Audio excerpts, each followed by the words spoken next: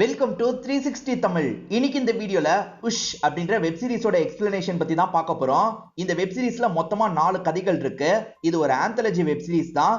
இந்த web series கண்டிப்பா உங்க எல்லாருக்குமே பிடிக்கும் நம்புறேன். பார்க்கணும்னு நினைக்கிறவங்க ஃபுல் வெப் சீரிஸை பாருங்க.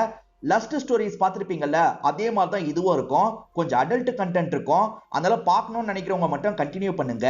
எக்ஸ்பிளனேஷனுக்குள்ள போறதுக்கு முன்னாடி வீடியோக்கு ஒரு லைக் போடுங்க. அது மூலியமா இந்த வீடியோ இன்னும் நிறைய பேர்கிட்ட கொண்டு போய் சேர்க்கப்படும். மேற்கொண்டு டைம் வேஸ்ட் பண்ணாம நம்ம நேரடியா எக்ஸ்பிளனேஷனுக்குள்ள போயிடலாம். ஃபர்ஸ்ட் கதையோட ஸ்டார்டிங் சீனே ஒரு அப்பா பையன் டிவி பார்த்துட்டு இருக்காங்க. இங்கிலீஷ் படம் தான் பார்த்துட்டு இருக்காங்க. ஒரு கிஸ் சீன் வர மாதிரி இருக்கு. இதை புரிஞ்சுக்கிட்ட அப்பா இருக்காரு பாத்தீங்களா, டக்குன்னு சேனலை மாத்திடுறாரு. பையன் பேரு ஃபெலிக்ஸ் அப்படின்றது. நான் படம் தானே பார்த்துட்டு இருக்கேன், ஏன்பா சேனலை மாத்துனீங்க அப்படின்ற மாதிரி கேட்கிறான்.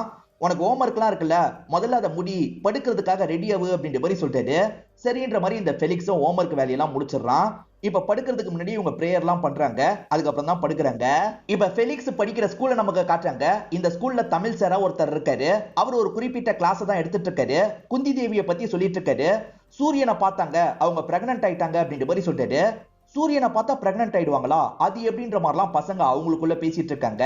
இப்ப மல்லிகான ஒரு டீச்சரை காட்டுறாங்க. இவங்க சயின்ஸ் டீச்சரா இருப்பாங்க. இப்ப வேக வேகமா கிளாஸை நோக்கி போயிட்டு இருக்காங்க. இந்த விஷயத்த தமிழ் சார் பாக்குறாரு. மேடம் பொறுமையா போங்க, நீங்கெல்லாம் சயின்ஸ் டீச்சரா இருக்க வேண்டியவங்க கிடையாது, பிடி டீச்சரா இருக்க வேண்டியவங்க அப்படின்ற மாதிரி கிண்டல் பண்றாரு. இப்ப இவங்களுமே கிளாஸ் ரூம்க்கு வந்துடுறாங்க. சயின்ஸ் கிளாஸ்லாம் பசங்களுக்கு எடுத்துட்டு இருக்காங்க. மல்லிகா டீச்சரை பொறுத்த வரைக்கும் கல்யாணம் ஆகாதவங்களா இருப்பாங்க. அடிக்கடி இந்த தமிழ் சார் என்கிட்ட வம்பு பண்ணிக்கிட்டே இருக்காரு. ஒருவேளை தமிழ் சாருக்கு என்ன பிடிச்சிருக்கா அப்படின்ற மாதிரிலாம் வேற ஒரு டீச்சர் கிட்ட இவங்க ஜாலியா பேசிட்டு இருக்காங்க. இப்ப சமீரான்ற பொண்ணு நமக்கு காட்டுறாங்க. அக்கா கூட பைக்ல தான் போயிட்டு இருக்கா. சூரியனால ஒருத்தங்க பிரெக்னன்ட் ஆக முடியுமா அப்படின்ற மாதிரி அக்கா கிட்ட கேக்குறா. சேச்சே அப்படிலாம் ஆக முடியாதுன்ற மாதிரி அக்கா சொல்றாங்க. அப்போ ஒருத்தங்க எப்படிக்கா பிரெக்னன்ட் ஆகுறாங்க சொல்லுன்ற மாதிரி கேக்குறா. அதெல்லாம் எப்படி நான் சொல்லுவேன், முத்தம் கொடுத்தா பிரெக்னன்ட் ஆயிடுவாங்கன்ற மாதிரி இவங்க ஷார்ட்டா முடிச்சிடுறாங்க.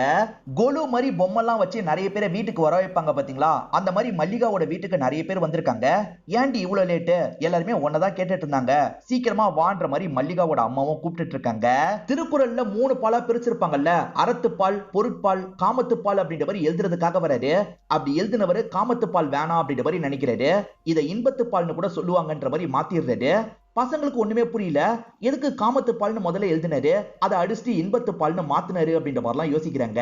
ஃபெலிக்ஸுக்கு தான் இந்த டவுட் வந்திருக்கும். பக்கத்துல இருக்க பையன் கிட்ட கேக்குறான். அதுக்கு அந்த பையன் இருக்கான்ல, உன் ஃப்ரெண்டு சமீரா கிட்ட கேளுன்ற மாதிரி சொல்றான்.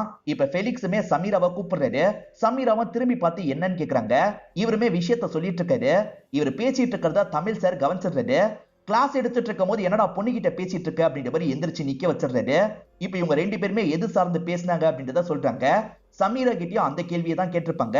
சமீரா இந்த விஷயத்த சார் கிட்ட சொல்லிடுறாங்க. ஓஹோ இந்த கேள்வியை தான் கேட்டீங்களா, வெளியே 2 பேருமே முட்டி போடுங்கன்ற மாதிரி சொல்லிட்டாரு. இப்ப 2 பேருமே வெளியே முட்டி போட்டு உக்காந்துட்டு இருக்காங்க. ஃபெலிக்ஸ்க்கு உண்மையிலேயே செக்ஸ பத்தி எல்லாம் தெரியல போல. அப்படி என்ன கேட்டுட்டோன்னு வெளியே அனுப்பிட்டாரு அப்படின்ற மாதிரிலாம் ஃப்ரெண்டு கிட்ட சொல்லிட்டாரு. சமீரா தான் மாட்டி விட்டா, அந்த சமீராவை எப்படியாவது பழி வாங்கணும் அப்படின்ற மாதிரிலாம் ஃப்ரெண்டு கிட்ட சொல்றாரு. இப்ப பிரின்சிபல் இருக்காரு பாத்தீங்களா, மல்லிகாவை கூப்பிட்டு பேச ஆரம்பிக்கிறாரு. பசங்களுக்கு செக்ஸ் எஜுகேஷன் கிளாஸ் எடுக்கலான்னு இருக்கேன், நீங்க தானே சயின்ஸ் டீச்சரு, பசங்களுக்கு கிளாஸ் எல்லாம் எடுக்க ஆரம்பிச்சிருங்க அப்படின்ற மாதிரி சொல்லிட்டாரு. சார் அது எப்படி நான் எடுக்கிறதுன்ற மாதிரி இவங்க கேக்குறாங்க. நீங்களே இந்த மாதிரி தயங்கினா எப்படி மேடம், இந்த செக்ஸ்ன்ற விஷயம் தெரியாம தான் நிறைய விஷயங்கள்லாம் நடந்துட்டு இருக்கு, நம்மளே பசங்களுக்கு தெளிவா புரிய வச்சிருவோம், நல்லதுக்காக தான் சொல்றேன்ற மாதிரி சொல்லிட்டாரு. இவங்க 2 பேருமே சமீரா வந்தா பேசணும்ன்ற மாதிரி வெயிட் பண்ணிட்டு இருக்காங்க. சமீரா வந்துட்டான்ற மாதிரி ஃபெலிக்ஸ் ஃப்ரெண்டு தள்ளி விடுறான். ஃபெலிக்ஸ் இருக்கார்ல, தெரியாதனமா சமீரா மேல இடிச்சிடுறாரு. சமீராக்கு கண்ணத்திலேயே முத்தம் கொடுத்துடுறாரு. சமீராவும் பயங்கரமா ஷாக் ஆயிடுறாங்க. முத்தம் வேற கொடுத்துட்டான், குழந்தை பிறந்துருமா அப்படின்ற மாதிரிலாம் யோசிக்கிறாங்க. அவசரப்பட்டு இப்படி பண்ணிட்டுமே அப்படின்ற மாதிரி இவரும் இந்த இடத்துல ஃபீல் பண்றாரு. சமீராவை பார்த்து மன்னிப்பு கேட்கலாம் அப்படின்ற மாதிரி கிளாஸ்ல மன்னிப்பு கேட்கிறாரு. ஆனா சமீரா அழுதுகிட்டே தான் இருக்காங்க. இப்ப ஈவினிங் அக்கா கூட பைக்ல போயிட்டு இருக்கா. அக்கா முத்தம் கொடுத்தா குழந்தை பிறக்குமா, நீ உண்மையை தான் சொல்றியான்ற மாதிரி கேக்குறா. ஆமா உண்மையை தான் சொல்றேன்ற மாதிரி அக்காவும் சமாளிக்கிறாங்க. ஃபுல்லா சொல்ல முடியாதுல்ல, அதனால தான் அக்கா இப்படி சமாளிக்கிறாங்க. அவன் வேற முத்தம் கொடுத்துட்டானே, அப்ப நமக்கு குழந்தை பிறந்துருமா அப்படின்ற மாதிரி இவ ரொம்ப பயப்படுறா. இப்ப மல்லிகாவும் அவங்களோட ஃப்ரெண்டு கிட்ட பேசிட்டு இருக்காங்க. என்ன போய் செக்ஸ் எஜுகேஷன்லாம் எடுக்க சொல்றாங்க, நான் எப்படி எடுக்கிறது அப்படின்ற மாதிரிலாம் கேட்டுட்டு இருக்காங்க. இதுல என்ன பிரச்சனை, விழிப்புணர்வுக்காக தானே எடுக்க சொல்றாங்க, உனக்கு எடுக்கிறதுக்கு தயக்கமா இருக்கான்ற மாதிரி கேக்குறாங்க. தயக்கம் என்ன இருக்கு, அதெல்லாம் ஒண்ணும் கிடையாது அப்படின்ற மாதிரி இவங்கள மேனேஜ் பண்ணிடுறாங்க. ஆனா உண்மையில அந்த கிளாஸ் எடுக்கிறதுக்கு உங்களுக்கு ரொம்ப தயக்கமா இருக்கு. சமீரா உன்கிட்ட பேசணும்ன்ற மாதிரி இவரும் தள்ளி கூட்டு வந்துடுறாரு. நான் தெரியாம தானே பண்ணேன், எதுக்காக இந்த மாதிரிலாம் பண்ணிட்டு இருக்கேன்னு கேக்குறாரு. ஆனா இவங்க பயங்கரமா ஃபீல் பண்ணி அழுகுறாங்க. நீ பெரிய தப்பு பண்ணிட்ட, நீ முத்தம் கொடுத்துட்டல, எனக்கு குழந்தை பிறக்க போகுது, குழந்தை பிறந்ததுன்னா என்ன வீட்டை விட்டே அனுப்பிடுவாங்க, நான் என்ன பண்றதுனே தெரியல அப்படின்ற மாதிரிலாம் ஃபீல் பண்ணி அழுதுட்டு இருக்கா. இப்ப மல்லிகாவும் வீட்டுக்கு வந்து கண்ணாடியை பார்த்து பேசிட்டு இருக்காங்க. நீ எதுக்காக இவ்வளவு தயங்கிட்டு இருக்க, எதை பத்தியும் யோசிக்காத, அந்த கிளாஸை எடுத்துரு அப்படின்ற மாதிரி சொல்லிட்டாங்க. கிளாஸை எடுத்துடலாம், ஆனா கிளாஸ்ல பசங்க எல்லாம் இருக்காங்களே, அவங்க முன்னாடி எப்படி எடுக்கிறது அப்படின்ற மாதிரி பயங்கரமா தயங்கிட்டு இருக்காங்க. இப்ப மல்லிகாவோட அம்மாவும் இந்த இடத்துக்கு வந்து பேச ஆரம்பிக்கிறாங்க. உனக்காக ஒரு மாப்பிளைய பார்த்திருக்கோம், குலுவோட கடைசி நாளான நாளைக்கு வரப்போறாரு, நீ சீக்கிரமா வந்துரு அப்படின்ற மாதிரிலாம் சொல்றாங்க. சரிமா வரேன்ற மாதிரி இவங்களுமே அம்மாவை பேசி இங்க இருந்து அனுப்பி விடுறாங்க. ஃபெலிக்ஸ் இருக்கார்ல, முத்தம் கொடுத்தா குழந்தை பிறக்கும்ன்ற மாதிரி சமீரா சொன்னா, எங்க 2 பேருக்கு குழந்தை பிறக்க போது போல, நான் சமீராவையே கல்யாணம் பண்ணிக்க போறேன் அப்படின்ற மாதிரிலாம் சொல்லிட்டு இருக்கான். ஆனா குழந்தை எப்படி பிறக்கும்ன்றது பக்கத்துல இருக்க பையனுக்கு தெரியுது. டே முத்தம் கொடுத்தாலாம் குழந்தை பிறக்காது, அதுக்கு வேற சில விஷயங்கள்லாம் பண்ணணும் அப்படின்ற மாதிரி சொல்றான்.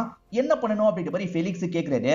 அதெல்லாம் என்னால சொல்ல முடியாது, என்கிட்ட ஒரு சிடி இருக்கு, எல்லாரும் வீட்டுல தூங்குனதுக்கு அப்புறம் போட்டு பாரு, உனக்கே புரியும்ன்ற மாதிரி இந்த ஃப்ரெண்டு சொல்லிடுறான். இப்ப மல்லிகா டீச்சரை நமக்கு காட்டுறாங்க. இன்னைக்கு அந்த கிளாஸை எடுக்கலான்றதுக்காக தான் இவங்க வந்துட்டு இருக்காங்க. கொஞ்சம் பதட்டமா தான் கிளாஸ்க்கு வராங்க. பசங்க லைட்டா பேசுறாங்க, அதுக்கே இவங்க ரொம்ப டென்ஷனா வராங்க. எப்படியாவது கொஞ்சம் பசங்களையாவது வெளியே அனுப்பிடணும்னு நினைக்கிறாங்க. ஏதோ காரணம் சொல்லி நிறைய பசங்களை கிளாஸை விட்டு அனுப்பிடுறாங்க. இப்ப கிளாஸ் ஆரம்பிக்கலாம்னு ஆரம்பிக்க போறாங்க. ஆனா இவங்களுக்கு செக்ஸ் எஜுகேஷன் எழுதவே பயமா இருக்கு, கையெல்லாம் நடுங்குது. அதனால இவங்க மனசை மாத்திடுறாங்க. நான் ரெக்கார்ட் முடிக்க சொன்னல, ரெக்கார்டெல்லாம் கலெக்ட் பண்ண சமீரா அப்படின்ற மாதிரி சொல்றாங்க. இப்ப சமீரா இருக்காங்கல்ல, எல்லாரோட ரெக்கார்டையும் கலெக்ட் பண்ணி இவங்க கிட்ட தந்துடுறாங்க. கோலு நடக்கிறப்ப சாமி பாட்டை போடுவாங்கல்ல, எனக்கு சாமி பாட்டை ஏத்தித்தாங்கன்ற மாதிரி மல்லிகா டீச்சர் பியூன் கிட்ட சொல்லி வச்சிருப்பாங்க. இந்த சிடி முழுக்க சாமி பாட்டு தான் இருக்குன்ற மாதிரி தந்துடுறது. சமீரா தான் என்ன பண்ணா குழந்தை பிறக்கும்னு தெரிஞ்சுக்க ரொம்ப ஆவலா இருந்தா, நான் அவகிட்ட இந்த சீடியை தரப்போறேன்ற மாதிரி ஃபெலிக்ஸ் சொல்றாரு. அவகிட்ட எல்லாம் இந்த சீடியை தரக்கூடாதுரா, நீ தான் பாக்கணும்ன்ற மாதிரி ஃப்ரெண்டு சொல்றாரு. ஆனா இவர் கேட்க மாட்டாரு. இப்ப சமீரா கிட்ட இத பத்தி பேசுறதுக்காக வந்துடுறாரு. இப்ப சீடியை எடுத்து தரலாம்னு நினைக்கிறாரு. பார்த்தா அந்த நோட்டு மிஸ் ஆகுது. அந்த நோட்டை தான் மல்லிகா டீச்சர் கிட்ட இவர் தந்திருப்பாரு.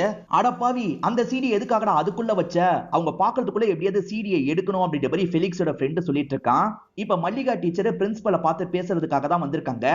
சார் நான் ட்ரை பண்ணேன், என்னால அந்த கிளாஸை எடுக்க முடியல, எடுக்க முடியும்னு எனக்கு தோணல, நான் வேலையை விட்டு போறேன் அப்படின்ற மாதிரி சொல்லிட்டாங்க. பசங்களுக்கு சொல்லி தரதுக்கு முன்னாடி இது கூச்சப்படுற விஷயம் இல்லைன்றதை நீங்க புரிஞ்சுக்கணும், அப்பதான் பசங்களுக்கு கிளாஸ் எடுக்க முடியும், நீங்க யோசிச்சு உங்களோட முடிவை சொல்லுங்கன்ற மாதிரி இவர் சொல்லிடுறாரு. யாருமே இல்லாத போது ஃபெலிக்ஸும் ஸ்டாஃப் ரூம்க்கு வந்துடுறான். சரி அந்த சீடியை எடுத்துருவோன்ற மாதிரி சைலண்டா சீடி எடுத்துட்டு இங்க இருந்து கிளம்புறான். இப்ப மல்லிகாவும் யோசிச்சுக்கிட்டே இங்க இருந்து கிளம்புறாங்க. சமீரா அக்கா ஜாலியா பேசிட்டு இருக்காங்க. அப்ப என்ன சொல்றாங்கன்னா, இவ வயிற்றுல இருக்கும் போதே நீங்க கள்ளிப்பால் ஊத்தி சாவடிச்சிருக்கணும் அப்படின்ற மாதிரி அம்மா கிட்ட சொல்றாங்க. கள்ளிப்பால்னா என்னன்ற மாதிரி சமீராவும் கேட்டுட்டு இருக்கா. அப்ப வயிற்றுல குழந்தை இருக்குன்னா கள்ளிப்பால் சாப்பிட்டா வயிற்றுல இருக்க குழந்தை மட்டும் இறந்து போயிடுமா அப்படின்ற மாதிரிலாம் கேட்கிறா. இவ எதுக்காக இதெல்லாம் கேட்கறான்ற மாதிரி அக்காவும் ஷாக்கா வராங்க. நீ எதுக்காக இதெல்லாம் கேட்கறன்ற மாதிரி ஒரு பார்வை பாக்குறாங்க. இவளும் சமாளிச்சிடுறா. இப்ப அப்பாவும் அம்மாவும் படுத்து தூங்கிட்டு இருக்காங்க. ஃபெலிக்ஸ் இருக்கான் பாத்தீங்களா, சைலண்டா அந்த சீடி எடுத்துட்டு வந்து டெக்ல போட்டுட்டு இருக்கான். அப்படி போட்டுட்டு இருக்கும் போதே சட்டுன்னு அப்பா வந்துடுறாரு. என்ன பண்ணிட்டு இருக்கன்ற மாதிரி கேட்கிறாரு. இவன் சீடியை மறைச்சு வச்சு எதுவுமே இல்லைன்னு சொல்றான். முதல்ல அந்த சீடியை தாண்ட மாதிரி இவரம் கையில இருந்து வாங்கிடுறாரு. இப்ப அம்மா இருக்காங்கல்ல, மாப்பிள்ள பையன் வெயிட் பண்ணிட்டு இருக்கான், சீக்கிரமா குளிச்சுட்டு வான்ற மாதிரி மல்லிகா கிட்ட சொல்றாங்க. ஓஹோ சீடி எடுத்துட்டு வந்துட்டியா, நான் போய் பிளே பண்றேன் அப்படின்ற மாதிரி சீடி எடுத்துட்டு பிளே பண்றதுக்காகவும் போறாங்க. எல்லாருமே உட்காந்து இருக்கும் போது இவங்களும் டிவி இருக்கிறதுக்கு பக்கத்துல வந்துடுறாங்க. டெக்ல அந்த சீடியை போட்டுறாங்க. இந்த சைடுல ஃபெலிக்ஸோட அப்பா இருக்காரு பாத்தீங்களா, அந்த சீடியை பாக்குறதுக்காக பிளே பண்றாரு. பிளே பண்ணா கீர்த்தனை தான் பிளே ஆகுது. அதாவது மல்லிகாவோட சீடியை தான் இவன் வச்சிருக்கான் போல. கீர்த்தனை பிளே ஆகுறதுனால அப்பா பெருசா டவுட் பட மாட்டாரு, படுக்க போன்ற மாதிரி சொல்றாரு. இந்த சைடு பார்த்தா அடல்ட் வீடியோ ஓடிட்டு இருக்கு. வித்தியாசமா சவுண்ட் கேக்குது. அதனால வந்திருக்க எல்லாருமே தெரிச்சு இங்க இருந்து ஓட ஆரம்பிக்கிறாங்க. இப்ப எல்லாருமே இப்படி போனதுக்கு பொண்ணு தானே காரணம். அம்மா பொண்ணு மேல பயங்கரமா கோவப்படுறாங்க. என்ன காரியம் பண்ணி வச்சிருக்க அப்படின்ற மாதிரி பொண்ணோட கண்ணத்துல பலார்னு ஒரு அறை விடுறாங்க. எப்படி மாறுச்சுன்ற மாதிரி இவங்களும் யோசிச்சுட்டு இருக்காங்க. ஃபெலிக்ஸ் இருக்கார்ல, நைட்டு நடந்ததை பத்தி சொல்றாரு. எது கீர்த்தனை ஓடிச்சா, எங்க இருந்துடா நீ சீடி எடுத்தன்ற மாதிரி ஃப்ரெண்டு கேக்குறாரு. நோட்டுக்கு மேல வச்சிருந்தாங்க, அதை தான் எடுத்தன்ற மாதிரி ஃபெலிக்ஸ் சொல்லிட்டு இருக்கான். இப்ப இந்த இடத்துக்கு கிளாஸ் எடுக்கிறதுக்காக மல்லிகா வந்துடுறாங்க. பியூன் தானே அந்த சீடியை தந்தாரு, என்ன சீடி தந்தீங்கன்ற மாதிரி பியூன் கிட்ட கேட்டிருப்பாங்க. கீர்த்தனை தான் தந்தேன், ஏன் மேடம் என்னாச்சுன்ற மாதிரி கேட்டிருப்பாரு. சோ அவர் இந்த விஷயத்த பண்ணன்றதை இவங்க புரிஞ்சுப்பாங்க. அம்மாவும் நோட் எடுத்து வைக்கும் போதுதான் சீடி விழுந்ததுன்ற மாதிரி சொல்லியிருப்பாங்க. சோ நோட்ல தான் யாரோ வச்சிருக்காங்கன்னு இவங்களுக்கு புரியுது. இப்ப நோட்டை ஒவ்வொருத்தருக்கா தந்துட்டு இருக்காங்க. அந்த மாதிரி வாங்குறதுக்காக ஃபெலிக்ஸ் வரான். ஃபெலிக்ஸ் இருக்கான்ல, நோட்டுக்குள்ள ஏதாவது இருக்கான்ற மாதிரி பிரிச்சு பார்த்துட்டு இருக்கான். ஃபெலிக்ஸ் மூலியமா தான் வந்திருக்குன்றதை இவங்க புரிஞ்சுக்கிறாங்க. பசங்களுக்கு கண்டிப்பா இந்த டாபிக்கை பத்தி புரிதல் வேணும் அப்படின்ற மாதிரி மல்லிகாக்கு புரிஞ்சிருது. இன்னைக்கு ஒரு முக்கியமான டாபிக்கை பத்தி தான் நம்ம பார்க்க போறோம். செக்ஸ் எஜுகேஷனை பத்தி தான் பார்க்க போறோம்ன்ற மாதிரி கிளாஸ் எல்லாம் எடுக்க ஆரம்பிக்கிறாங்க. இதோட ஃபர்ஸ்ட் ஸ்டோரியை நமக்கு முடிச்சிடுறாங்க. ரெண்டாவது கதையோட ஸ்டார்டிங் சீனே ஒரு பப்பை தான் நமக்கு காட்டுறாங்க. ரகுன்றவர் யாருக்காகவோ வெயிட் பண்ணிட்டு இருக்காரு. வருவாங்களான்ற மாதிரி வாசலையே பார்த்துட்டு இருக்காரு. அப்பதான் பிரியான்னு ஒருத்தங்க இந்த இடத்துக்கு வராங்க. இப்ப பிரியாவை உட்கார சொல்லிட்டாரு. இவங்க ரெண்டு பேருமே பேச ஆரம்பிக்கிறாங்க. அப்பதான் ஒரு விஷயம் நமக்கு தெரிய வருது. இவங்க ரெண்டு பேருமே காலேஜ் டைம்ல லவ் பண்ணிருக்காங்க போல. ஆனா ஏதோ சில காரணத்தினால பிரிஞ்சு இப்ப ரெண்டு பேருமே வேற வேற லைஃப வாழ்ந்துட்டு இருக்காங்கன்ற மாதிரி தான் நமக்கு காட்டுறாங்க. இப்ப ரெண்டு பேருமே பழைய கதையெல்லாம் ஜெனரலா பேசிட்டு இருக்காங்க. அந்த நாளெல்லாம் மறக்கவே முடியாது, எவ்வளவு சந்தோஷமா இருந்தோம்ல அப்படின்ற மாதிரிலாம் இவங்க ஜாலியா பேசிட்டு இருக்காங்க. இவங்க காலேஜ் டைம்லயே பயங்கரமா ரொமான்ஸ் எல்லாம் பண்ணிருக்காங்க போல. அதை பத்தி தான் முதல்ல பேசிட்டு இருக்காங்க. சரி, இப்ப லைஃப் எப்படி போகுது அப்படின்ற மாதிரிலாம் இவங்க ரெண்டு பேருமே பேசிக்க ஆரம்பிக்கிறாங்க. இவங்க லவ் பண்ண டைம்ல பொண்ணு பிறந்தா சகானான்னு பேர் வைக்கணும்ன்ற மாதிரிலாம் பேசியிருப்பாங்க. ரகு இருக்காருல, அவரோட பொண்ணுக்கு சகானான் தான் பேர் வச்சிருக்காரு. இதை கேட்டு இவங்க பயங்கரமா ஆச்சரியப்படுறாங்க. சகானான் பேர் வைக்கணும்னு ஆசைப்பட்டேன், ஆனா என் பொண்ணுக்கு நான் சுச்சின் தான் பேர் வச்சிருக்கேன் அப்படின்ற மாதிரிலாம் சொல்றாங்க. நம்ம ரெண்டு பேருமே இத்தனை வருஷம் கழிச்சு மீட் பண்றோம், ஆனா காலேஜ் டைம்ல நான் உன்னை எப்படி பார்த்தனோ அதே மாதிரி தான் இருக்கன்ற மாதிரி ரகு சொல்லிட்டாரு. அதுக்கு பிரியா இருக்காங்கல்ல, நீ கூட அதே மாதிரி தான் இருக்க, என்ன கொஞ்சம் தொப்ப போட்டுட்டு அப்படின்ற மாதிரி சொல்றாங்க. ரெண்டு பேருமே ஜாலியா இந்த இடத்துல சிரிச்சிட்டு இருக்காங்க. உன் ஹஸ்பண்ட் உன்னை எப்படி பாத்துக்கிறாரு அப்படின்ற மாதிரி ரகு கேட்கிறாரு. இவங்க என்ன சொல்றாங்கன்னா, ஹஸ்பண்ட் என்ன நல்லபடியா தான் பாத்துக்கிறாரு, இருந்தாலுமே ஏதோ ஒண்ணு மிஸ் ஆகிக்கிட்டே இருக்கு. என் ஹஸ்பண்ட் வேலைன்னு எப்ப பாரு பிஸியா தான் இருக்காரு. எங்களோட செக்ஷுவல் லைஃப் அவ்வளவு ஒன்னும் நல்லா போல. முன்ன மாதிரிலாம் என் கூட ஒன்னாவே இருக்கிறது கிடையாது. குழந்தை பிறந்ததுக்கு அப்புறம் டோட்டலா என்ன அவாய்ட் பண்ண ஆரம்பிச்சிட்டாரு.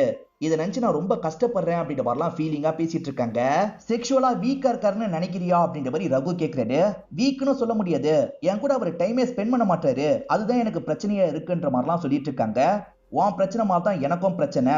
என் ஒய்ஃப் என் கூட டைம் எல்லாம் ஸ்பெண்ட் பண்றா, ஆனா குழந்தை பிறந்ததுக்கு அப்புறம் அவ டோட்டலா மாறிட்டா. அவ அழகா பராமரிக்கலாம் வேணாம், எப்படினாலும் இருக்கலான்ற மைண்ட் செட்டுக்கு வந்துட்டா. எனக்கு அதனால பெருசா ஈடுபாடே வர மாட்டேங்குது. எங்களுக்குள்ளேயே ஒரு கேப் இருக்கதான் செய்யுது அப்படின்ற மாதிரிலாம் சொல்லிட்டாரு. இந்த மாதிரி இவங்களோட பர்சனல் விஷயத்தெல்லாம் இவங்க பேசிட்டு இருக்காங்க. இப்படி பேசிட்டு இருக்கும் போது ரகு இருக்கார்ல, இன்னும் கூட பழைய விஷயங்களை என்னால மறக்க முடியல அப்படின்ற மாதிரி இவங்களோட கையை பிடிக்கிறாரு. கையில முத்தம் கொடுக்கறாரு. ஆனா இவங்க அன்ஈஸியா ஃபீல் பண்றாங்க. நான் ரெஸ்ட் ரூம் யூஸ் பண்ணோம் அப்படின்ற மாதிரி ரெஸ்ட் ரூம் வந்துடுறாங்க. இப்ப முகத்தெல்லாம் கழுவிட்டு இருக்காங்க. திரும்பி இவங்க வந்துட்டு இருக்கும் போது சட்டினி இவர் கையை பிடிச்சி இழுக்கிறாரு. ஒரு இடத்துல இவங்களை லாக் பண்ணி வச்சிருக்காரு. என்னாச்சுன்ற மாதிரி இவங்க கேட்கறாங்க. என் அப்பாவோட ஃப்ரெண்டு இந்த இடத்துக்கு வந்திருக்காரு, நம்மளை பார்த்துட்டா தேவையில்லாத பிரச்சனை, அதனால தான் அப்படின்ற மாதிரி சொல்லிட்டாரு. ரெண்டு பேருமே ரொம்ப நெருக்கமா இருக்காங்கல்ல. இந்த மொமெண்ட்ல சட்டுன்னு பிரியா என்ன பண்றாங்கன்னா ரகுவை கிஸ் பண்ணிடுறாங்க. இப்ப ரகு இருக்கார்ல, நானே அங்கிள் கிட்ட பேசிட்டு வரேன், அவரே பார்த்தா சரி இருக்காது அப்படின்ற மாதிரி இவருமே பேசுறதுக்காக போயிடுறாரு. அந்த அங்கிள் கிட்ட கொஞ்ச நேரம் பேசிட்டு இருக்காரு. பேசி முடிச்சவரு திரும்பி பிரியாக்கு பக்கத்துல வந்து உட்கார்றாரு. என்ன சொல்றாருன்னா, எனக்கு கல்யாணம் ஆனது கூட அவருக்கு ஞாபகமே இல்ல, நான் தான் தேவையில்லாம போய் அவர்கிட்ட பேசியிருக்கேன் அப்படின்ற மாதிரிலாம் சொல்றாரு. ரெண்டு பேரும் க்ளோஸா நின்னுட்டு இருக்கும் போது சட்டுன்னு பிரியா கிஸ் பண்ணிட்டாங்கல்ல, அதுக்காக சாரி கேட்கறதுக்காக வராங்க. நீ சாரி மட்டும் கேட்காத, நீ கிஸ் பண்ணலன்னு வச்சுக்கோ, நான் கொஞ்ச நேரத்துல கிஸ் பண்ணிருப்பேன், எப்படியும் அந்த விஷயம் நடந்திருக்கும் அப்படின்ற மாதிரிலாம் சொல்றாரு. இவங்க ரெண்டு பேருமே சிரிச்சு பேசிட்டு இருக்காங்க. இப்ப இவங்களோட கையெல்லாம் பிடிக்கிறாரு. இவங்க கிட்ட கொஞ்சம் கொஞ்சமா ரொமான்ஸ் எல்லாம் பண்ணிட்டு இருக்காரு. இவங்க ரெண்டு பேருமே எங்கேயாவது போலான்ற மாதிரி யோசிக்கிறாங்க. இப்ப கையை கோர்த்து இவங்க ரெண்டு பேருமே அந்த பப்பை விட்டு வெளியே வந்துட்டு இருக்காங்க. அப்பன்னு பார்த்து பிரியாக்கு போன் கால் வருது. பொண்ணை பாத்துக்கிறதுக்காக ஒருத்தங்க கிட்ட விட்டு வந்திருக்காங்க போல. அவங்க பொண்ணை பார்க்க வாங்கன்ற மாதிரி கூப்பிடுறாங்க. நான் அவசரமா கிளம்பணும், இன்னொரு நாள் நம்ம பார்க்கலான்ற மாதிரி சொல்றாங்க. இவரும் ஏத்துக்கிறாரு. இப்ப பிரியாவும் இங்க இருந்து நடந்து போறாங்க. சட்டுன்னு ரகு என்ன நினைக்கிறாருன்னு தெரியல, இவங்களை நிறுத்திடுறாரு. இந்த பப்புக்கு மேல ஒரு மாடி இருக்கும் போல, அந்த மாடிக்கு இவங்களை வேக வேகமா இழுத்துட்டு வராரு. வேணான்ற மாதிரி இவங்க சொல்றாங்க. ஆனா இவர் இழுத்துட்டு வந்துடுறாரு. அந்த இடத்த வச்சு இவங்களை கிஸ் பண்ண ஆரம்பிக்கிறாரு. அப்படியே இவங்க கூட ரொமான்ஸ் எல்லாம் பண்ண ஆரம்பிக்கிறாரு. ஒரு ஸ்டேஜ்ல இவங்க மொட்டை மாடியிலேயே பிசிக்கல் ரிலேஷன்ஷிப் எல்லாம் வச்சுக்கிறாங்க. அப்படியே கட் பண்ணி மறுநாள் காலையில பிரியா வீட்டுல தூங்கிட்டு இருக்கிறத நமக்கு காட்டுறாங்க. இப்ப தூங்கி முழிச்சவங்க சமையல் கட்டுக்கு போய் வேலையை பார்க்கலான்ற மாதிரி சமையல் கட்டை நோக்கி நடந்து வந்துட்டு இருக்காங்க. அங்க ஹஸ்பண்ட் தான் வேலையை பார்த்துட்டு இருக்காரு. இவங்களுமே ஹஸ்பண்டா சந்தோஷமா கட்டி பிடிக்கிறாங்க. இவங்க ஹஸ்பண்ட் வேற யாரும் கிடையாது, ரகுவா தான் இருப்பாரு. இவங்க கல்யாண வாழ்க்கையில லைட்டா விரிசல் ஏற்படும், அதை எப்படியாவது சால்வ் பண்ணணும்னு நினைச்சிருப்பாங்க. நம்ம ரெண்டு பேருமே ஸ்ட்ரேஞ்சர் மாதிரியே பிஹேவ் பண்ணலாம், நம்ம ஒரு இடத்துக்கு போய் மீட் பண்ணுவோம், அந்த இடத்துல மனசுல இருக்கிறதெல்லாம் பேசுவோன்ற மாதிரி தான் பேசியிருப்பாங்க. அப்படிதான் நேத்து நைட்டு முழுக்க இவங்க ரெண்டு பேர் பேசியிருப்பாங்க. இப்ப ஒருத்தர் பிரச்சனை இன்னொருத்தருக்கு தெளிவா தெரியுது இல்ல, இந்த ப்ராப்ளத்தை நம்ம கொஞ்சம் கொஞ்சமா சால்வ் பண்ணுவோம், நம்ம கல்யாண வாழ்க்கையை நல்லபடியா வச்சுப்போம் அப்படின்ற மாதிரிலாம் இவங்களுக்குள்ள பேசிட்டு இருக்காங்க. இவங்க ரெண்டு பேர் தான் காலேஜ் டைம்ல லவ் பண்ணிருப்பாங்க. லவ் பண்ணும்போது பொண்ணுக்கு சகானான்னு பேர் வைக்கலாம்னு நினைச்சிருப்பாங்க. ஆனா கடைசி நேரத்துல இவங்க முடிவை மாத்திருப்பாங்க. பொண்ணுக்கு சுஜின பேர் வச்சிடலாம்னு சொல்லியிருப்பாங்க. ஹஸ்பண்டும் ஏத்திருப்பாரு. இப்ப பொண்ணு தூங்கிட்டு இருக்கிறத இவங்க கவனிக்கிறாங்க. திரும்பி ரொமான்ஸ் பண்ணலான்ற மாதிரிலாம் யோசிக்கிறாங்க. இவர் சோஃபால உட்காந்துட்டு இருக்கும் போது இவங்களுமே டி-ஷர்ட்டை கழட்டிக்கிட்டே அவருக்கு பக்கத்துல வந்துட்டு இருக்காங்க. அவருமே சிரிச்சுக்கிட்டே இவங்களை பாக்குறாரு. இப்ப ரெண்டு பேருமே சோஃபால ஒன்னா இருக்க ஆரம்பிக்கிறாங்க. இதோடயே இந்த கதையை நமக்கு முடிச்சிடுறாங்க. இப்ப மூணாவது கதையை நமக்கு காட்டுறாங்க. தேவின்றவங்க தான் முக்கியமான கேரக்டரா இருப்பாங்க. இவங்களை பொறுத்த வரைக்கும் காலேஜ் ப்ரொஃபஸரா வேலை பார்த்துட்டு இருக்காங்க. ஒரு பெரிய கூட்டு குடும்பத்தோட தான் இவங்க சேர்ந்து இருந்துட்டு இருக்காங்க. நான் கிளம்புறேன் மாமா, இன்னைக்கு நான் மிலிட்டரி கேம்புக்கு போயிட்டு கொஞ்சம் லேட்டா தான் வருவேன்ற மாதிரி சொல்றாங்க. சரின்ற மாதிரி வீட்டுல இருக்க எல்லாருமே ஏத்துக்கிறாங்க. இவங்களும் வேலைக்காக கிளம்ப ஆரம்பிக்கிறாங்க. இவங்க காலேஜ் ப்ரொஃபஸர்னு சொன்ன பாத்தீங்களா, இப்ப காலேஜுக்கு வந்துடுறாங்க. அங்க இருக்கவங்களுக்குள்ள பேசிக்கும் போது தான் ஒரு விஷயம் நமக்கு தெரிய வருது. ஆக்சுவலா தேவி ஹஸ்பண்டை பொறுத்த வரைக்கும் மிலிட்டரியை சேர்ந்தவரா இருப்பாரு. சில வருஷத்துக்கு முன்னாடியே காணாம போயிடுறாரு. அவருக்கு என்னாச்சு ஏதாச்சுன்னு எந்த தகவலும் கிடைக்கல. அதனால தான் அடிக்கடி மிலிட்டரி கேம்புக்கு போய் இவங்க விசாரிப்பாங்க. உங்க ஹஸ்பண்ட் காணாம போய் 10 வருஷத்துக்கு மேல ஆயிடுச்சு, ஆனா உங்க முடிவை வீட்டுல யாரும் எதிர்பார்க்கல, வெயிட் பண்ணுன்ற மாதிரி உங்களை இன்டைரக்டா வெயிட் பண்ண வைக்கிறாங்கல்ல, என்னாலையும் புரிஞ்சுக்க முடியுதுன்ற மாதிரிலாம் அந்த டீச்சர் பேசுறாங்க. ஆக மொத்தத்துல இவங்க ஹஸ்பண்ட் காணாம போய் 10 வருஷம் ஆயிடுச்சு போல. இவங்க 10 வருஷமா ஹஸ்பண்டுக்காக வெயிட் பண்ணிட்டு இருக்காங்க. இவங்க ஹஸ்பண்ட பத்தி விசாரிக்க போறேன்னு சொன்னாங்கல்ல, அது பொய்யா தான் இருக்கும். இவங்க ஸ்கூல் ஃப்ரெண்டான ரவியை பார்க்கணுன்ற மாதிரி தான் ஒரு ஐடியா வச்சிருப்பாங்க. இப்ப ரவியை பார்க்கறதுக்காக ரவி இடத்துக்கு வந்துடுறாங்க. இப்ப ரவியே இவங்களை வெல்கம் பண்றாரு. ரவி ஆபீஸ் ஒர்க்குக்காக தான் இந்த இடத்துக்கு வந்திருக்காரு போல. அப்படியே இவங்களை மீட் பண்ணலான்றதுக்காக தான் இந்த இடத்துக்கு வர வச்சிருக்காரு. ஆக்சுவலா ஸ்கூல் டைம்ல ரவி இருக்கார்ல, பயங்கரமா தேவியை லவ் பண்ணிருப்பாரு. ஆனா சொல்ற அளவுக்கு இவருக்கு தைரியம் வந்திருக்காது, சொல்லியிருக்கவே மாட்டாரு. எதர்ச்சியா தான் உன்னோட ப்ரொஃபைல் என் கண்ணுக்கு பட்டுச்சு, இப்ப கூட பேசுறதுக்கு ரொம்ப பயந்தேன், அதுக்கப்புறம் தைரியத்தை வர வச்சுதான் உங்ககிட்ட பேச ஆரம்பிச்சேன், உன்னை மீட் பண்ணுன்ற மாதிரி கேட்டன்ற மாதிரி சொல்லிட்டாரு. நீ அப்பத்துல இருந்து இப்ப வரைக்கும் கொஞ்சம் கூட மாறவே இல்ல ரவி, அப்ப எப்படி வெக்கப்படுவியோ அதே மாதிரிதான் இப்பயும் வெக்கப்பட்டு இருக்க. நீ என்ன லவ் பண்ணதை பத்தி எல்லாருமே என்கிட்ட சொல்லியிருக்காங்க, நீ மட்டும் தான் லவ் பண்றேன்னு என்கிட்ட வந்து சொல்ல, அப்படி சொல்லியிருந்தா நான் என்ன முடிவு எடுத்திருப்பேன்னு எனக்கு தெரியலன்ற மாதிரி சொல்றாங்க. இவங்க ரெண்டு பேர் ரீசெண்டா போன்ல பேச ஆரம்பிச்சாங்க பாத்தீங்களா, அப்படி பேச ஆரம்பிக்கும் போது தான் என்னோட ஹஸ்பண்ட் காணாம போயிட்டாருன்ற மாதிரி தேவி சொல்லியிருப்பாங்க. நீ காணாம போயிட்டாருன்னு சொன்னல, எனக்கு அது புரியவே மாட்டேங்குது, எப்படி காணாம போவாரு அப்படின்ற மாதிரிலாம் இவர் கேட்கறாரு. இவங்களுமே விஷயத்த சொல்ல ஆரம்பிக்கிறாங்க. ஆக்சுவலா சீக்ரெட் மிஷனுக்காக ஒரு 4-5 பேர் போயிருப்பாங்க. சில மாசங்கள் இவங்க கிட்ட நடுவுல கால் பண்ணி பேசியிருப்பாரு. ஆனா ஒரு குறிப்பிட்ட ஸ்டேஜுக்கு மேல பேசுறதையே வெற்றிருப்பாரு. இவங்களுமே அதிகாரிங்க கிட்ட கேட்டிருப்பாங்க. அதிகாரிங்க என்ன சொல்லியிருப்பாங்கன்னா, அவர் பாகிஸ்தான்ல மாட்டிருக்க வாய்ப்பு இருக்கு, அவரை பத்தி எந்த தகவலும் எங்களுக்கு தெரியல, சீக்கிரமே நாங்க கண்டுபிடிக்கிறோன்ற மாதிரி சொல்லியிருப்பாங்க. அதனால தான் ஒவ்வொரு வாட்டியும் ஆபீஸ்க்கு போய் இவங்க கேட்டுட்டு இருக்காங்க. எப்படி இவங்க ரெண்டு பேருக்கு கல்யாணம் நடந்தது அப்படின்றதையும் தேவி சொல்றாங்க. தேவி 12th படிச்சுட்டு இருக்கும் போது வீட்டுக்கு வந்திருப்பாங்க. அப்ப வீட்டை சேர்ந்தவங்க ஏற்கனவே கல்யாணத்துக்காக பேசி முடிச்சிருப்பாங்க. இவங்க கிட்ட ஒரு வார்த்தை கூட கேட்டிருக்க மாட்டாங்க. எனக்குமே ஸ்கூல் டைம்ல உன்னை பிடிக்கும், ஆனா எல்லாமே மாறிடுச்சு அப்படின்ற மாதிரி தேவியும் ஃபீலிங்கா பேசிட்டு இருக்காங்க. என் கதையெல்லாம் சொல்லி உன்னை வேற நான் கஷ்டப்பத்திட்டு இருக்கேன், நம்ம வேற ஏதாவது டாபிக் பேசுவோன்ற மாதிரி சொல்றாங்க. இவருக்கு ஒரு பொண்ணு இருப்பாங்க. அந்த பொண்ணு கிட்ட இவர் வீடியோ கால்ல பேச வைக்கிறாரு. இதை தாண்டி கூட படிச்ச ஃப்ரெண்ட்ஸ் கூட எல்லாம் இவர் இன்னும் கான்டாக்ட்ல இருக்காரு போல. அவங்க கிட்ட எல்லாம் பேச வைக்கிறாரு. ரொம்ப வருஷம் கழிச்சு ஃப்ரெண்ட்ஸ் கிட்ட தேவி பேசுறாங்கல்ல, பயங்கரமா இந்த இடத்துல சந்தோஷப்பட்டு இருக்காங்க. ரவி அவரோட ஒய்ஃபை பத்தி சொல்லியிருக்க மாட்டாரு, உன் ஒய்ஃபை பத்தி சொல்லுன்ற மாதிரி கேக்குறாங்க. ரவியோட முகம் லைட்டா மாறிடுது. ஆக்சுவலா இவரோட கல்யாண வாழ்க்கை ரொம்ப ஹாப்பியா தான் போயிருக்கும். ஆனா ஒய்ஃபுக்கு கேன்சர்னு ஒரு ஸ்டேஜ்ல கண்டுபிடிச்சிருப்பாங்க. எப்படியாவது ஒய்ஃபை காப்பாத்திரலாம் நினைச்சிருப்பாரு. ஆனா காப்பாத்த முடியாம ஒய்ஃப் இறந்து போயிருப்பாங்க. அவ இறந்து போய் 2 வருஷம் ஆயிடுச்சு அப்படின்ற மாதிரிலாம் சொல்றாரு. ரவி ரொம்ப ஃபீலிங்கா சொல்லிட்டு இருக்காருல, அதனால ஆறுதலுக்காக தேவி சட்டுன்னு கட்டி பிடிச்சிடுறாங்க. இவருக்கு எப்படி ரியாக்ட் பண்றதுன்னே தெரியல. அவசரப்பட்டு கட்டி பிடிச்சிட்டுமா அப்படின்ற மாதிரி தேவியும் யோசிக்கிறாங்க. இப்ப தேவி கையெல்லாம் எடுத்து கொஞ்சம் தள்ளி போயிடுறாங்க. இப்ப இவர் இருக்கார்ல, சட்டுன்னு அவங்கள கட்டி பிடிச்சிடுறாரு. இப்ப ரெண்டு பேருக்குள்ளயும் நெருக்கம் அதிகமாகுது. இவங்க ரெண்டு பேருமே இந்த இடத்துல பிசிக்கல் ரிலேஷன்ஷிப்லாம் வச்சிடுறாங்க. இப்ப ரவியும் அடுத்து என்ன பண்றது அப்படின்ற மாதிரிலாம் பயங்கரமா யோசிச்சுட்டு இருக்காரு. இவங்க ட்ரெஸ் எல்லாம் மாத்திட்டு வரும்போது இவர் யோசிச்சுட்டு இருக்கிறத கவனிக்கிறாங்க. ரவி எதுக்காக இவ்வளவு யோசிச்சுட்டு இருக்கன்ற மாதிரி கேக்குறாங்க. ஆக்சுவலா இவங்களை கல்யாணம் பண்ணிக்கலாம்னு யோசிச்சா அதுல ஒரு பிரச்சனை இருக்கு. ஏன்னா பொண்ணு எப்படி ரியாக்ட் பண்ணுவான்னு தெரியாது. அதை பத்தி தான் இவர் தயங்கி சொல்லிட்டு இருக்காரு. நீ எதுக்காக இவ்வளவு தயங்கிட்டு இருக்க, நீ எனக்கு எந்த ஒரு கமிட்மெண்ட்டும் தரல, எதிர்பாராம டக்குன்னு நமக்குள்ள நடந்துருச்சு, இதுக்கு நீ என்ன பண்ண முடியும், இதுக்காக என்ன கல்யாணம் பண்ணிக்கணும் அப்படின்ற மாதிரிலாம் நான் கேட்க மாட்டேன். நீ வேலைக்காக தானே இந்த இடத்துக்கு வந்த, வேலை முடிஞ்சிருச்சுன்னா நீ நிம்மதியா கிளம்பு, நான் பாத்துக்கிறேன்ற மாதிரிலாம் சொல்றாங்க. ரவியும் ஃபீலிங்கா இங்க இருந்து கிளம்புறாரு. இப்ப இவங்க இருக்காங்கல்ல, ஆட்டோ பிடிச்சி இவங்களோட வீட்டுக்கு வந்துட்டு இருக்காங்க. வீட்டு வாசல்ல ஒரே கூட்டமா இருக்கு. என்ன விஷயம்ன்ற மாதிரி யோசிச்சுக்கிட்டே வராங்க. வீட்டை சேர்ந்த எல்லாருமே ரொம்ப சந்தோஷமா இருக்காங்க. மாப்பிள்ள திரும்பி வந்துட்டாரு அப்படின்ற மாதிரிலாம் சொல்றாங்க. 10 வருஷம் வராம இருந்தவரு நம்ம ஒரு தப்பு பண்ணிருக்கோம், இப்பதான் வரணுமா அப்படின்ற மாதிரி இவங்களும் யோசிக்கிறாங்க. இவங்க பண்ண தப்ப நினைச்சு இவங்க பயங்கரமா ஃபீல் பண்ணிட்டு இருக்காங்க. அவரோட முகத்தை கூட இவங்களால பார்க்க முடியல. இவங்க பயங்கரமா இந்த இடத்துல தயங்கிட்டு இருக்காங்க. ஆக்சுவலா ஹஸ்பண்ட் இருக்காரு பாத்தீங்களா, பாகிஸ்தான் ஆர்மி கிட்ட மாட்டி தான் கஷ்டப்பட்டு இருக்காரு. அந்த கஷ்டத்தை பத்தி எல்லாம் இவங்க கிட்ட சொல்லிட்டாரு. திரும்பி உன்னை பாத்திர மாட்டோமான்னு நினைச்சேன், பாத்துட்டேன், இதுக்கப்புறம் உன் கூட தான் இருக்க போறேன்ற மாதிரி எல்லாம் பேசுறாரு. இவங்களுமே நடந்த விஷயத்தெல்லாம் சொல்லிடலாம்னு நினைக்கிறாங்க. உங்ககிட்ட ஒரு முக்கியமான விஷயத்த சொல்லணும் அப்படின்ற மாதிரி நடந்த எல்லா விஷயத்தையும் இவர்கிட்ட எக்ஸ்பிளைன் பண்ணிடுறாங்க. இவருமே கொஞ்ச நேரம் ஸ்மோக் பண்ணிக்கிட்டே யோசிச்சுட்டு இருக்காரு.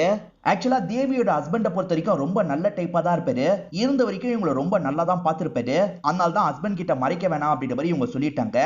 நான் ஒரு நாள் முன்னாடி வந்திருந்தேன்னா இது எதுவுமே நடந்திருக்காது அப்படிதானேன்னு கேக்குறாரு. ஆமான்ற மாதிரி இவங்களும் தலையாட்டிட்டு இருக்காங்க.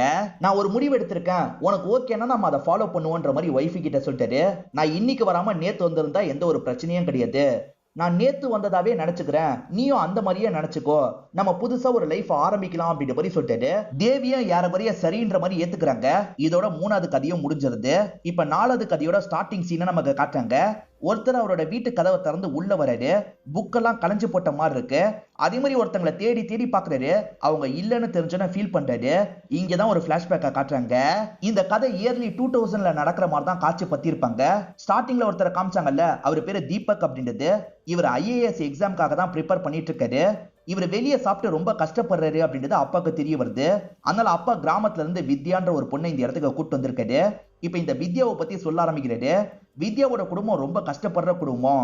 வித்யாக்கு சீக்கிரமா கல்யாணம் பண்ணலாம்னு நினைக்கிறாங்க. அதுக்கு கூட காசு பத்துற அளவுக்கு இல்ல. இங்க வேலை பார்த்தா கொஞ்சம் கிடைக்கும்ல, அதனாலதான் இந்த இடத்துக்கு கூட்டு வந்திருக்கேன். 2 மாசம் 3 மாசம் தான் இருப்பான்ற மாதிரி அப்பா சொல்றாரு. சரின்ற மாதிரி பையனும் ஏத்துக்கிறாரு. தீபக்கும் அப்பாவை வெற்றலாம்னு நினைக்கிறாரு. அப்பதான் தீபக்கு திரும்ப திரும்ப மோகினின்ற ஒரு பொண்ணு கிட்ட இருந்து கால் வந்துகிட்டே இருக்கு. இந்த விஷயத்த அப்பாவுமே ஒரு ஸ்டேஜ்ல கவனிச்சிடுறாரு. பையன் லவ் கிவன் ஏதாவது பண்றானா அப்படின்ற மாதிரி யோசிக்கிறாரு. அப்பா செலவு பண்ணி உன்னை படிக்க வைக்கிறேன், அதை புரிஞ்சு நடந்துக்கோ அப்படின்ற மாதிரி சொல்றாரு. எனக்கு புரியுதுப்பா, நான் பாத்துக்கிறேன்ற மாதிரி இவரும் அப்பாவை டிராப் பண்ணிட்டு இங்க இருந்து கிளம்புறாரு. எப்படா ஒரு அப்பா வயசு பொண்ணை தனியா விட்டுட்டு போவாருன்ற மாதிரி உங்களுக்கு ஒரு கேள்வி வந்திருக்கும். ஆக்சுவலா இவங்க வயசுல மூத்தவங்களா இருப்பாங்க, அதனால தான் அப்பா விட்டுட்டு போயிருப்பாரு. இப்ப இவர் திரும்பி வந்தோன்னே இவங்களும் காஃபி போட்டு தராங்க. நீங்க ரொம்ப நல்லாவே காஃபி போடுறீங்க அப்படின்ற மாதிரி சொல்லிட்டாரு. நீங்க 10th நல்ல மார்க் வாங்கினதா அப்பா சொன்னாரு, அப்புறம் எதுக்காக மேற்கொண்டு படிக்கலன்ற மாதிரி கேட்கிறாரு. என் குடும்ப சூழ்நிலை அப்படி, அதனால தான் மேற்கொண்டு என்னால படிக்க முடியல அப்படின்ற மாதிரிலாம் இவங்க சொல்றாங்க. அதே மாதிரி நடக்க போற கல்யாணத்திலே எனக்கு பெருசா விருப்பம் இல்ல, என் குடும்ப சூழ்நிலைக்காக தான் பண்ணலாம்னு நினைக்கிறேன்னு சொல்றாங்க. இவர் IAS ஆகணும்னு நினைக்கிறாருல, அதனால வெறித்தனமா படிச்சுட்டு இருக்காரு. இவர் படிச்சுட்டு இருக்கும் போது அவங்களுமே வந்து வேடிக்கை பார்த்துட்டு இருக்காங்க. ரொம்ப நேரம் வேடிக்கை பார்ப்பாங்க. இவர் லேட்டா தான் கவனிக்கிறாரு. என்னங்க எப்போ வந்தீங்கன்ற மாதிரி கேட்கிறாரு. ஏதாவது வேணுமான்னு கேட்கறதுக்காக வந்தேன், நீங்க படிக்கும் போது பார்க்க நல்லா இருந்தது, அதனால தான் நின்னு பார்த்துட்டு இருந்தேன் அப்படின்ற மாதிரிலாம் சொல்லிட்டாங்க. இவர் ஏகப்பட்ட புக்கு படிக்கிறாருல, இந்த புக்கு எதை பத்தி சொல்லுது அப்படின்ற மாதிரிலாம் இவங்க கியூரியாசிட்டியில கேக்குறாங்க. அந்த புக்ல என்ன இருக்குன்றதை இவருமே எக்ஸ்பிளைன் பண்ணிட்டாரு. தூய தமிழ்ல சூப்பரா எக்ஸ்பிளைன் பண்ணிட்டாரு. இப்ப வித்யாவும் மெய் மறந்து இவரையே பார்த்துட்டு இருக்காங்க. இவரும் அவங்களையே பார்த்துட்டு இருக்காரு. அவங்களோட நிழல் ஒரு இடத்துல இருக்கு பாத்தீங்களா, நிழலை நம்ம இடிப்போன்ற மாதிரி முகத்தை பக்கத்துல கொண்டு போறாரு. இந்த விஷயத்த வித்யாவும் கவனிச்சிடுறாங்க. இப்ப சட்டுன்னு இந்த இடத்தை விட்டு கிளம்ப ஆரம்பிச்சிடுறாங்க. இப்ப திரும்பி பிரசன்ட நமக்கு காட்டுறாங்க. வித்யா தான் இவரை விட்டுட்டு போயிருக்காங்க போல, அதனாலதான் இவர் ரொம்ப அப்செட்டா இருக்காரு. வித்யாவோட ஒரு துணி இருக்கு, அதை புடிச்சுதான் இவர் ஃபீல் பண்ணிட்டு இருக்காரு.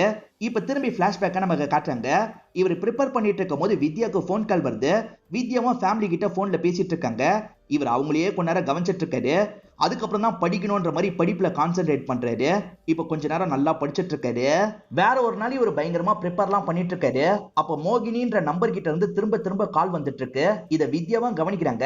என்ன திரும்ப திரும்ப கால் வருது, நீங்க எடுக்காம இருக்கீங்கன்னு கேக்குறாங்க. இவர் முறைச்சு பாக்குறாரு. அந்த பொண்ணு கூட சண்டை போல அப்படின்ற மாதிரி இவங்க யோசிக்கிறாங்க. இப்ப காத்து பலமா அடிக்குது. அதனால வித்யா இருக்காங்கல்ல, துணியெல்லாம் எடுக்கலான்ற மாதிரி எடுத்துட்டு இருக்காங்க. அப்படி எடுத்துட்டு இருக்கும் போது காத்துல இவங்க ட்ரெஸ் எல்லாம் பறந்துட்டு இருக்கு. இவங்க இடுப்பையே இவர் கவனிச்சிட்டு இருக்காரு. இவர் இடுப்பை கவனிக்க வாய்ப்பு இருக்குன்ற மாதிரி வித்யாக்கு தோணுது. இப்ப வித்யாவும் திரும்பி பாக்குறாங்க. இவங்க திரும்பி பார்க்கும் போது இவர் அந்த இடத்துலயே இல்ல. என்ன அந்த இடத்துலயே இல்லன்ற மாதிரி யோசிச்சுட்டு இருக்காங்க. பார்த்தா வித்யாக்கு பக்கத்துல தான் இவர் நின்னுட்டு இருக்காரு.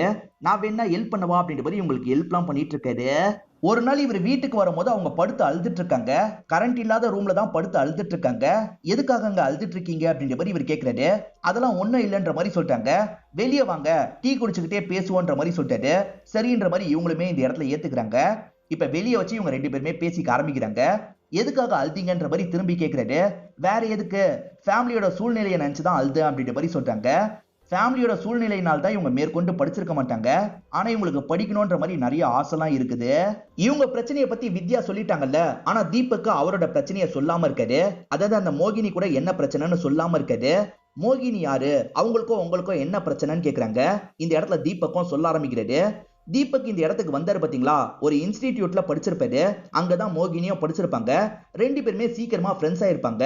மோகினி ரொம்ப மாடர்னானவங்க, பயங்கரமா சரக்கெல்லாம் அடிப்பாங்க. ஒரு பொது இடத்துலயே இவரை கட்டி பிடிச்சிருப்பாங்க. நம்ம செக்ஸ் வச்சுக்கலான்ற மாதிரிலாம் சொல்லியிருப்பாங்க. ஆனா இவருக்கு அதெல்லாம் பிடிக்காது. கான்சென்ட்ரேஷன் மொத்தமா அடி வாங்கிரும்ல, என்னால அதெல்லாம் பண்ண முடியாது அப்படின்ற மாதிரி அவாய்ட் பண்ணிருப்பாரு. அப்பத்துல இருந்தே இவங்க ரெண்டு பேருக்குள்ள சண்டை ஏற்பட்டிருக்கும். அதனாலதான் இப்பெல்லாம் அவ கால் பண்ணா கூட நான் எடுக்கிறது இல்ல அப்படின்ற மாதிரிலாம் சொல்றாரு. இது வரைக்கும் என்னோட கான்சென்ட்ரேஷனை எங்கேயோ நான் மிஸ் பண்ணது இல்ல, ஆனா என்னைக்கு உங்களை வாட்டியா பார்த்தனோ அன்னைக்கே என்னோட கான்சென்ட்ரேஷன் மிஸ் ஆயிடுச்சு அப்படின்ற மாதிரி சொல்றாரு. இவர் ஒவ்வொரு வாட்டியும் உங்களை எப்படி பார்த்தாரு அப்படின்றத நமக்கு காட்டுறாங்க. உங்களை பார்க்கும் போதெல்லாம் ஒரு கெமிக்கல் ரியாக்ஷன் எனக்குள்ள உண்டாவுது. உங்க கூட ஒன்னா இருக்கணும்ன்ற மாதிரிலாம் ஆசைப்படுறேன். மோகினிக்கு எதுக்கு நோ சொன்னேன், உங்க கூட எதுக்கு ஒன்னா இருக்கணும்னு ஆசைப்படுறேன்னு எனக்கு புரிய மாட்டேங்குது அப்படின்ற மாதிரிலாம் சொல்லிட்டாரு. இவர் பேசுறதே கொஞ்சம் வில்லங்கமா இருக்குல்ல. இவங்க பயந்து ரூம்குள்ள எந்திரிச்சு போக பாக்குறாங்க. இவர் கையெல்லாம் பிடிக்கிறாரு. ஆனா இவங்க அதை மீறியும் உள்ள போயிடுறாங்க. அடுத்த சில நாட்கள் இவங்க வேலையை மட்டும் தான் இவங்க பார்த்துட்டு இருக்காங்க. ஆனா இவர் இருக்கார்ல, இவங்களையே தான் பார்த்துட்டு இருக்காரு. முன்ன மாதிரி சுத்தமா இவரால் படிக்க முடியல. இவர் பயங்கரமா கஷ்டப்பட்டுட்டு இருக்காரு. அதே சமயம் வித்யாக்கும் சில பிரச்சனை வருது. ஏற்கனவே ஃபேமிலி சிச்சுவேஷன் சரியில்லாம இருந்ததுல, அது சார்ந்துதான் சில பிரச்சனை வருது. இதை நினைச்சு வித்யாவும் பயங்கரமா ஃபீல் பண்ணிட்டு இருக்காங்க. ஒரு நாள் இவர் குடிச்சிட்டு வராரு. எப்பவுமே அளவா தான் குடிப்பாரு. இன்னைக்கு நிறைய குடிச்சிட்டு வந்திருக்காரு. போக போக அதிகமா குடிக்கிறாரு. இவர் சுத்தமா படிக்கிறதையே விட்டுறாரு. என்ன இவர் இப்படி பண்றாரு அப்படின்ற மாதிரி இவங்களும் யோசிச்சுட்டு இருக்காங்க. ஒரு நாள் தீபக்கும் அவரோட ஃப்ரெண்டு கிட்ட போன்ல பேசிட்டு இருக்காரு. வித்யாவை பத்தி தான் பேசிட்டு இருக்காரு. அவ கூட ஒன்னா இருக்க வரைக்கும் என்னால எதுவுமே பண்ண முடியாதுரா, இன்னும் 10 நாள்ல எக்ஸாம் வருது, நான் என்ன பண்ண போறேனே தெரியல அப்படின்ற மாதிரிலாம் பேசிட்டு இருக்காரு. இதெல்லாம் வித்யாவும் வெளியே இருந்து கேட்டுட்டு தான் இருக்காங்க. இப்ப வித்யா வேலை பார்த்துட்டு இருக்கும் போது கதவை திறந்து யாரோ வராங்க. வந்தவங்க தான் மோகினியா இருப்பாங்க. இவர் ஃப்ரெண்டு கிட்ட பேசினாரு பாத்தீங்களா, அது மோகினிக்கு தெரிய வந்துருது போல. என்கிட்ட நோ சொன்ன, இவகிட்ட அப்படி என்ன இருக்குன்னு ஓகே சொன்ன அப்படின்ற மாதிரிலாம் கேக்குறாங்க. மோகினி மேற்கொண்டு என்ன டென்ஷன் பண்ணாத போன்ற மாதிரிலாம் சொல்றாரு. ஒரு ஸ்டேஜ்ல மோகினியும் இங்க இருந்து கிளம்பிடுறாங்க. இவர் டென்ஷன்ல தான் எல்லாத்தையும் கலைச்செல்லாம் போட்டிருப்பாரு. இதுக்கப்புறமும் நம்ம இருந்தா சரிப்பட்டு வராதுன்ற மாதிரி வித்யா யோசிச்சிருப்பாங்க. அதனால ஒரு லெட்டர் மட்டும் இந்த இடத்துல வச்சிடுறாங்க. இங்க இருந்து கிளம்பிடுறாங்க. இப்பதான் ஃபர்ஸ்ட் சீனோட கனெக்ட் பண்றாங்க. இவர் வீட்டுக்கு வந்து பாக்குறாரு. வித்யா இல்லைன்னு தெரிஞ்சோன்னா பயங்கரமா ஃபீல் பண்றாரு. வித்யாவோட ஒரு Dress மட்டும் இருக்கும். அந்த Dress வச்சுதான் இவர் ஃபீல் பண்ணிட்டு இருக்காரு. இப்ப Dressக்கு அந்த சைடு வித்யா நிக்கிற மாதிரி இவருக்கு தெரியுது. வித்யா வந்திருக்காளா அப்படின்ற மாதிரி சட்டுன்னு எடுத்து பாக்குறாரு. அந்த இடத்துல வித்யா தான் வந்திருக்காங்க. இப்ப வித்யா இருக்காங்கல்ல, இவர் மேல படுத்துடுறாங்க. உங்களை அப்படியே விட்டுட்டு போக எனக்கு தோணல. இன்னைக்கு ஒரு நாள் நம்ம எதுனாலும் பண்ணிக்கலாம். அதுக்கப்புறம் நீங்க கான்சென்ட்ரேட் பண்ணி படிக்கணும் அப்படின்ற மாதிரி சொல்றாங்க. இவரும் வித்யா கூட ஒன்னா இருந்துடுறாரு. காலையில முழிக்கிறாரு. பார்த்தா வித்யா இந்த இடத்துல இல்ல. ஆல் தி பெஸ்ட் அப்படின்ற மாதிரி எழுதி வச்சுட்டு தான் போயிருக்காங்க. இப்ப வித்யா இவங்களோட ஊருக்கு போயிட்டு இருக்காங்கன்ற மாதிரி நமக்கு காட்டுறாங்க. இவரும் அவங்க எழுதி வச்சிருக்கிறத படிக்கிறாரு. எக்ஸாம் அவர் நல்லபடியா எழுதணுன்றதுக்காக தான் வித்யா இப்படி பண்ணிருக்காங்கன்ற மாதிரி நமக்கு காட்டுறாங்க. ஃபியூச்சர்ல இவங்க ரெண்டு பேர் கல்யாணம் பண்ணிப்பாங்களா என்னன்றதெல்லாம் தெரியல. இதோடயே இந்த கதையை நமக்கு முடிச்சிடுறாங்க. இந்த 4 கதையில உங்களுக்கு எந்த கதை பிடிச்சது அப்படின்றத கமெண்ட் செக்ஷன்ல சொல்லுங்க. இந்த வீடியோ உங்களுக்கு பிடிச்சிருந்ததுன்னா லைக் பண்ணுங்க, கமெண்ட் பண்ணுங்க, மறக்காம 360 தமிழ் சேனலை சப்ஸ்கிரைப் பண்ணுங்க. தொடர்ச்சியா இந்த மாதிரி வீடியோக்கள் வந்துகிட்டே தான் இருக்கும்.